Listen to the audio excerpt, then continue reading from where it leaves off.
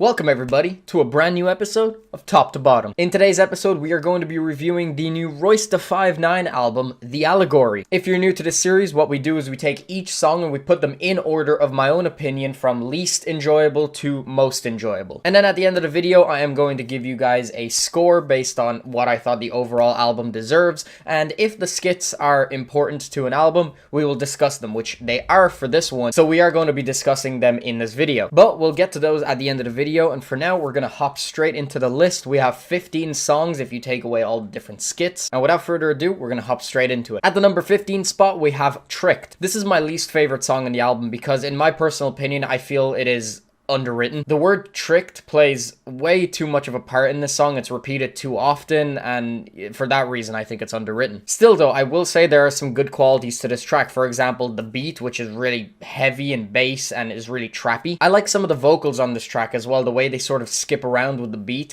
King Crooked is also featured on this song, but unfortunately I feel like his verse suffers in the same way that Royce's does, in that it's underwritten because they just have to push this whole tricked narrative. Overall, I would say I like the song, but mainly just because of how it sounds. If I'm actually paying attention to the lyrics, maybe I'm just being ignorant, but I don't feel like there is a lot going on when it comes to the lyrics. And for that reason, in my opinion, it is the weakest track. In the number 14 spot, we have Rhinestone Durag. In this song, Royce encourages other artists to go out and get their masters, claiming that he wore a durag so that they don't have to, which is actually a reference to his debut album, Rock City. This is the shortest song on the album as well, and it is a little bit underwhelming than the other tracks we're about to get into. Overall though, I will still say I liked it. It's just not as enjoyable as what we're going to get into. In the 13th spot, we have Young World. For some reason, the beat reminds me of something that MF Doom would have rapped over on Mad Villainy. Vince Staples spits the first verse, and I think he does an okay job. I really like the chorus though. It's a little bit ridiculous at times, but it is also disorienting and really catchy at that. Perico is featured on the second verse and almost sounded like a Danny Brown ripoff to me, but I will say that his verse is good. And then finally we have Royce's verse that finishes off the entire thing, and I think he did a good job as well. I would say his verse is good, but you know, nothing overly special. It was just a good track. In the number 12 spot, we have My People Free. Ashley Sorrell opens up this track with a very well sung and sexy sounding verse that just is so smooth. This is all happening over a very minimalistic beat that primarily has a bass playing in the background. The chorus is also sung by her and is very pretty. Royce's verse is okay, but just a little bit boring, as I feel I've heard this flow used a bit much by this point in the project.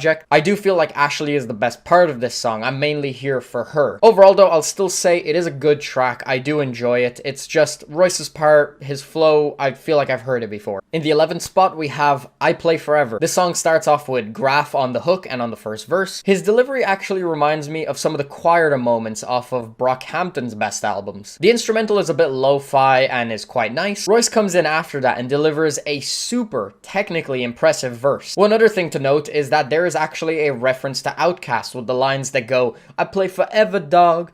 Ever, dog? Overall, I really like this track. Entering the top 10 territory, we have On the Block. First off, the instrumental on this track immediately reminded me of Elevators off of AT Aliens. It's spacey and it has a really icy feeling. I'm really digging the turntable scratches on this track as well. And just the flow of the verses make my head bop every single time I listen to them. Royce has really impressive wordplay as well, with lines such as, I'm cold enough to go on a date with the 8th of December. Oswin Benjamin though is probably my favorite, as he handles the second verse and he spits so smoothly, and he really does a great job of matching the instrumental's tone. Once again, another incredibly solid track. In the number 9 spot, we have Black Savage. Royce comes through with an insane rhyme scheme on this song. He speaks of rising together with his community so that he can represent their culture, starting by music. This song actually has one of my favorite choruses sung by Sayari the Kid. White Gold's verse is solid too. I might be pronouncing his name wrong, but Sahi the Prince gives a good performance as well. T.I. comes through with a pretty great verse too, which is very lyrically complex, and I feel like he matches Royce. In the number 8 spot, we have Overcomer. The instrumental is very pleasant and has a beauty that is a little bit hard to describe. It's a little bit more stripped back as to allow the content of the verses to stick out a lot more. Westside Gunn handles the first verse and is pretty good. However, there is a second part to the song where the instrumental becomes a lot more alive and is cut off really harshly. However, that is not a bad thing at all. The beat actually reintroduces itself afterwards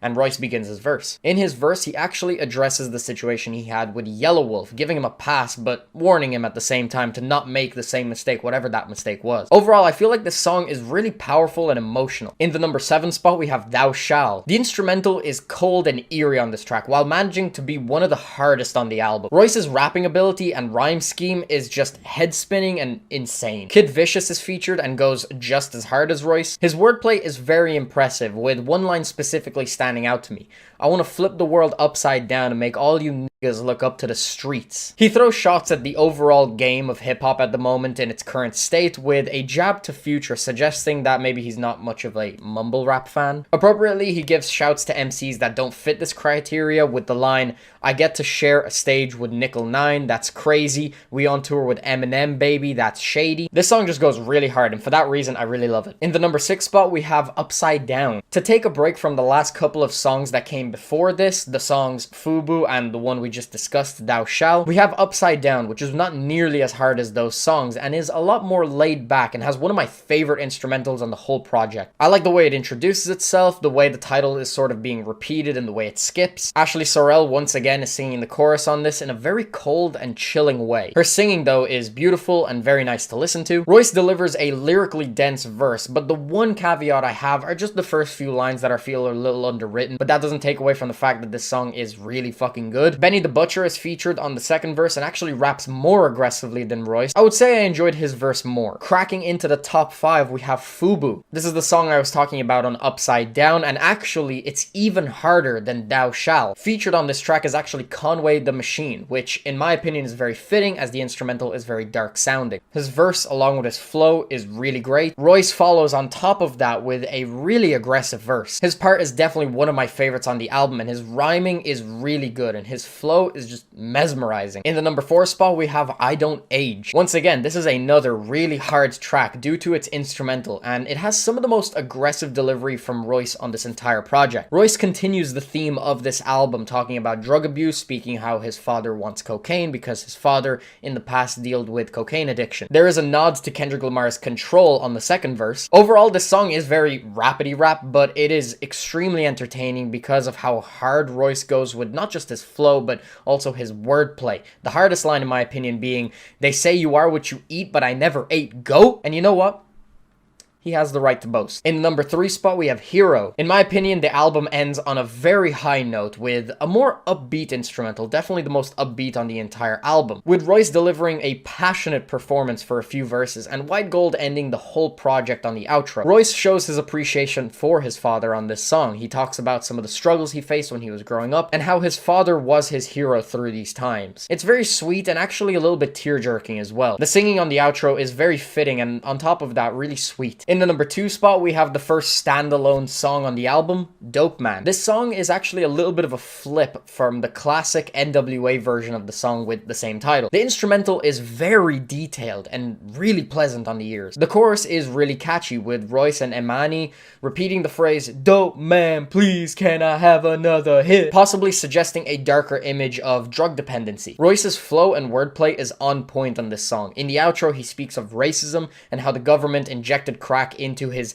natural habitat and then arrested him for possession. In my opinion, it's a perfect start to the album. And then finally, my favorite song in the whole album, at the number 1 spot, we have Pendulum. The beat is a lot more laid back than the previous song, which was I Don't Age. It's one of, if not the best beats on the project. It sounds eerie and fits perfectly with Royce's controlled and slick flow. To speak on Royce's flow and delivery, this song probably has some of my favorite on the project, where he switches up the duration of his lines over the beat. At times it will sound normal, but every once in a while he will extend a little longer and it sounds so fucking good. For example, we have a line such as, I'm inside your bitch apartment, dick is parked about 9 inches in the carcass.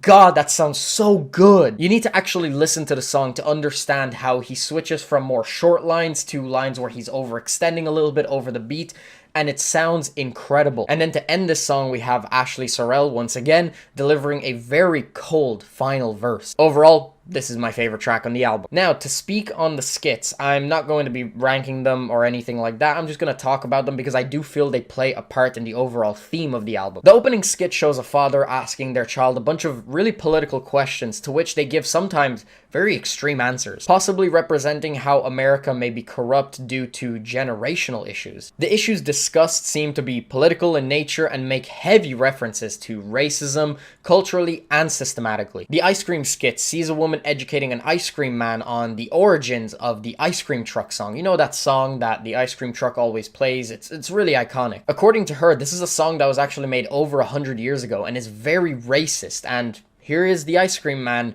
playing the same song. The Miss Grace skit is similar to the opening skit in that there is a kid and he's being questioned, but this time he's being questioned what type of caliber is he holding in his hand. It's a pretty unsettling image to have a kid know the answers to these questions. A Black Man's Favorite Shoe is a skit where we hear a very racist individual. He clearly has really racist views on black people with references of them smelling bad and only wearing Jordans. He then says, "Let me show you what I think of black people," and then starts shooting at something, followed by the phrase, "fuck all."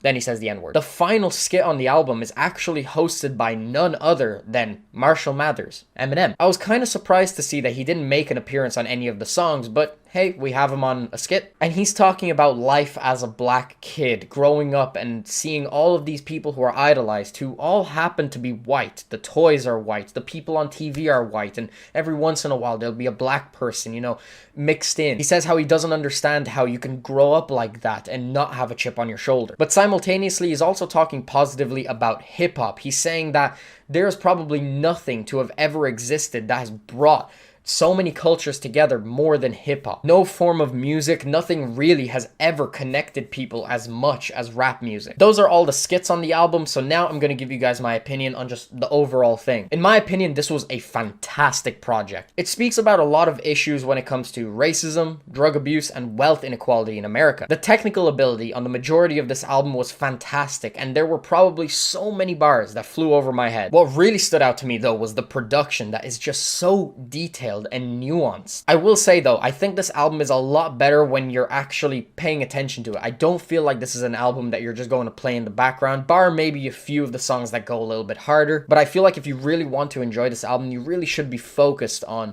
what he's talking about. As I said, I think this is a fantastic project, and funnily enough, this is the only Royce da 5'9" project I've ever listened to. You would have thought with how much I love Eminem, by now I would have checked out Royce da 5'9", but actually, I only decided to listen to this because I saw that he dropped an album and I was like, you know, why not? I was extremely impressed by this. I really enjoyed this album, and I definitely recommend that you check it out. Even if you haven't checked out any of Royce's projects before that, I still feel like you are going to really enjoy this, especially if you're into more, you know, lyrically impressive and wordplay soaked verses. I feel like this album was incredible in that regard. So ultimately, what do I have to score it? I'm giving this a 9 out of 10. This was really fucking good. Royce, if you're somehow watching this, great job. This is a fantastic album, and to anybody watching this, highly recommend you check this out because I really do think you're going to enjoy it. Pay attention though. Don't let this just play in the background. Really focus on what he's talking about. That's pretty much all I had to say about this album. Highly enjoyed it, and I'm gonna wrap this video up here. So yeah guys, that's pretty much the end of the video. If you guys enjoyed, make sure you smack the like button. If you want to stay up to date with my content, please be sure to subscribe and ring that bell so that you're notified of when my videos go up. I'll have my last video in the corner. If you haven't checked that out already, definitely make sure to check it out. Hope you guys enjoyed. Thanks very much for watching. Peace out.